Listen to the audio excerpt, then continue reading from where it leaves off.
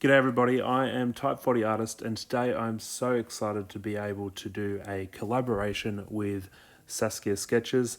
If by some way you have come across my channel before hers, I don't even know how that's possible, but if that is the case, go check out her channel because she is extremely entertaining and extremely talented and really knows her stuff. So they're really fun videos to watch and yeah, I highly recommend her channel. But let's get into the actual content with Saskia.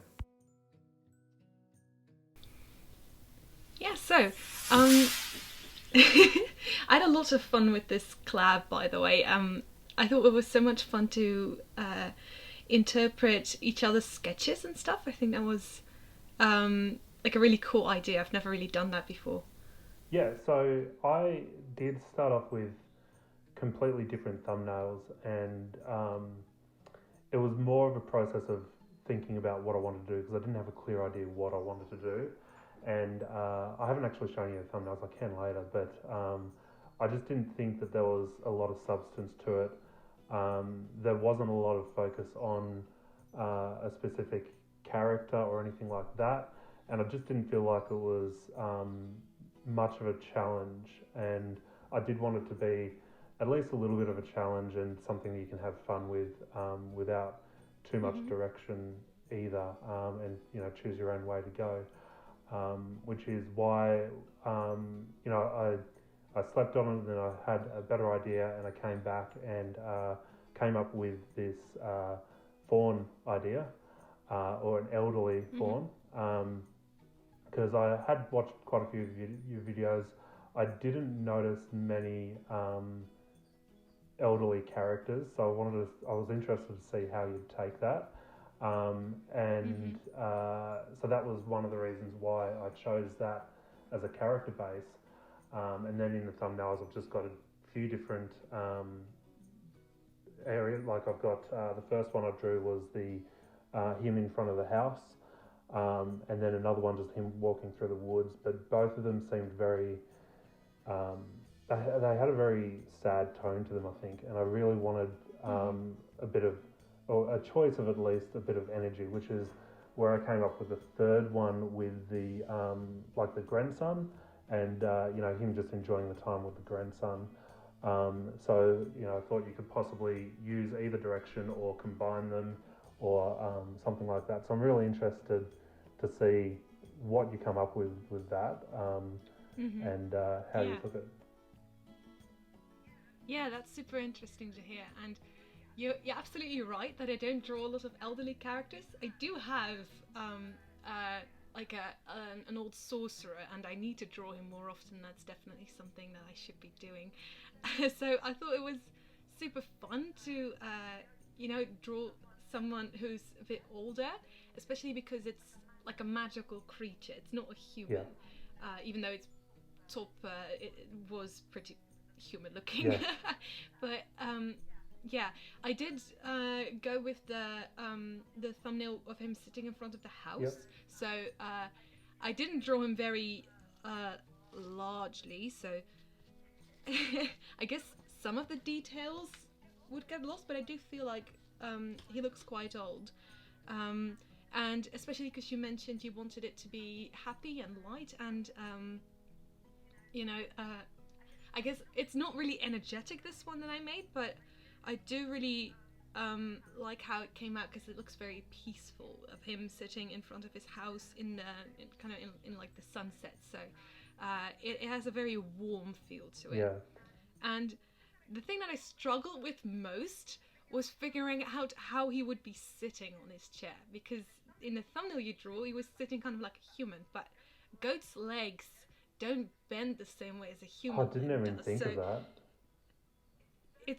it was really kind of like a challenge. Wait, how would he be Yeah, sitting on a chair? Would goat or like fawn chairs even look like this? Because this isn't very practical. So I kind of just drew him. I guess you'll have to see that, but yeah, yeah, that was really something that I thought um, I yeah that was good to keep in mind, and But yeah, I'm notorious for putting way too much thought into my fantasy characters, so Yeah, no, oh, well, and how their anatomy should work and that kind of stuff. I think my sketch was kind of loose, so it was very like easy to forget what the legs were doing at Mm. all because it was just really rough lines. Like whenever I sketch, it's always Yeah. really rough line. Like you can interpret quite a few ways, I think. But I did like Mm. when I was looking at the thumbnails, I was kind of tossing up between doing another one with the house because I thought that there was more to play with compositionally wise. Um, and Mm-hmm. the last one was like you only had the people to play with composition. I think you could Mm-hmm. obviously add other elements Yeah. in, but no, I'm kind of glad you went with that one because I'm Mm-hmm. interested to see how that turns out. Yeah, I thought the composition of that was definitely something that appealed to me. I did change it up a tiny bit. I think I made the tree in the foreground a little bit bigger and the house a little bit larger, Yep. so that you get that really atmospheric perspective that everything is like coming together towards the horizon. If that makes any sense. Cool. Yeah. Okay, I'm dying to see your piece. So. Yeah. So I'll explain a little bit Mm-hmm. my thought process just before I pull it up. But it was I really liked the idea of the moon behind him. So it was I think it was the second one you did where it was just Mm-hmm. walking through the forest. I think Yeah. maybe it was the third one. The um, I was tempted to go for that, but I didn't have like the moon in the place that I really wanted, which was Mm-hmm. behind the head. I really wanted that sort of Yeah. framing the character.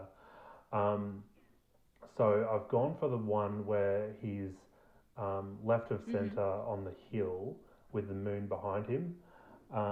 But I also kind of wanted to add a few elements. So I kind of wanted to. Well, first of all, I really wanted to incorporate the purple that you had in the Oh right, yeah, sketch because that I you. kind of like just slapped a color behind it on the square to make the sketch stand out, and I feel like because the tone of the animal was mostly yellowish, I thought purple would work quite well. Yeah, exactly. So I really want to incorporate that. So I've gone with a nighttime scene Mm-hmm. with the moon, of course, and incorporated those Oh, colors into the cool. sky. But I also wanted to make it kind of like a Mm-hmm. otherworldly kind of feel. So I've actually in the background I've got like a sort of like a medieval kind of Ooh. castle silhouette. Um, and I've also added a second smaller moon just to give it that Yeah, cool. otherworldly effect. Let me pull it up and I'll send it to you. Ah, anticipation is building. Oh, there it is. Ooh, whoa. Okay, I really like that. Oh wow, especially the castle in the background. That's so cool. Yeah, I nearly did the tree. Oh, I love the pose. Yeah, I really wanted, Oh like, I nearly wow. did it there. And in the recording, you'll see that I started the sketch with him facing the way that you had him in the thumbnail. But Yeah, yeah. You said it. I Yeah. wanted to because I had the moon framing him, and I was kind of thinking about the where the eye travelled. So I had him looking over towards the Mm-hmm. tree, so that you've got Yeah. eye takes it to the moon, and then the character, and then brings you through to the rest of the picture. Um, Absolutely. Yeah. It's a beautiful triangular yeah, composition because the first thing you look at is the creature, and then to the tree, and then to the castle, and it makes it. yeah. Yeah. It's really And I cool. nearly did the tree just like a boring green, but there was already far too much green in it. So I thought, I'll Mm-hmm. put a bit of an autumn feel into it, some autumn colours. It'll Yeah. work with the composition of the green grass because there was already quite a lot of that. Um, so Mm-hmm. yeah, I really like the way it turned out. So I hope you do as well. Yeah. You did an awesome job. I like it a lot. Great, yeah. It's Mhm. I took inspiration for the castle from Legend of Zelda, so that's sort of the reference pictures I was taking for Mhm. that. So for Breath of the Wild specifically, so a little bit of a beaten down castle. Didn't copy it exact, but just using it as a bit of a reference so I could get the general shape because I really wanted that kind of old beaten down look. Yeah. Yeah, it looks fantastic. I really like the silhouette of it because Mm. it doesn't feel like your ordinary basic castle silhouette, and I think that's really cool that you made it look so unique. And yeah, that's absolutely awesome. I really like how you made this. It's Oh, I'm glad awesome. you like it.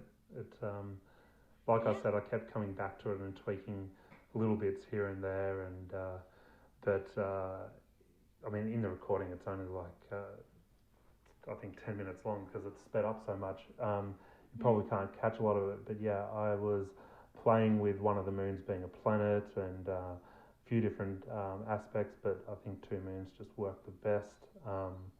Mhm. And yeah, I had a lot of trouble because when I first painted the grass, and I don't know why, but I painted it as if it was daytime, and Mhm. then I went along with the rest of the image and then kind of did the night sky and realized the grass just didn't look right, and I didn't want to have to Mhm. redo it all again. Even though it probably would have been easier, so there was a lot of tweaking layers and tweaking like the Mm. saturation and things like that to get it to still look um, somewhat vibrant, but still give it the idea of a nighttime feel. Yeah. Yeah, I think it worked really well. Especially the grass on the hills. I feel like that color is so gorgeous, and it really makes it feel like it's actually nighttime. And I really like the reflective light on the grass as well. That it's so yeah, it really makes it feel like the moon is actually shining on the grass, and I think that's an awesome like extra touch. Awesome. Glad you like it. It was Yeah, and I just yeah, I just love the personality that you put in the character. It was like perhaps not no not really personality but more like motion. I feel like it's like a snapshot of a moment that it really feels like it's actually walking down the path, and I feel like yeah it just looks so cool. I really like the composition and how it feels alive, and yeah, that's just really cool. awesome. Glad you like it. It's yeah. I've only shown this to my partner and my daughter, which both liked it. So that was Mhm. probably the point where I was like, okay, this is pretty good because my 6-year-old daughter can be very brutal. And if she doesn't like something, she will definitely tell me. So you liked my picture. Mm-hmm. What did you like about my picture? The castle. The castle. Yeah, the castle in the background. And what did you call the creature? Um, a reindeer. A reindecorn. Yeah. So yeah, Mm. it was. I also wanted to, with the horn, make it very much like it was just an extension of the antlers, like a very woody Mhm. kind of look. So it wasn't. Yeah, that's what I tried as well in my Yeah, sketches. so it wasn't like like you think of a unicorn horn and it's always a perfect Mhm. cone. I really didn't want that. I Right. wanted it to be look like it had grown naturally. But yeah, Mhm. I think this was a really good Yeah, it's really collaboration. cool. Yeah. Mhm. Yeah, you did an awesome job. Thanks for watching up to this far, guys. Apologise again for the audio. The room that I was in had a bit of a bad echo. It's not the usual room I would record in. But yeah, thanks again for watching. And if you did like this video, do like and subscribe. The finished product is coming up really soon. So hope you all enjoyed that as much as Saskia and I did.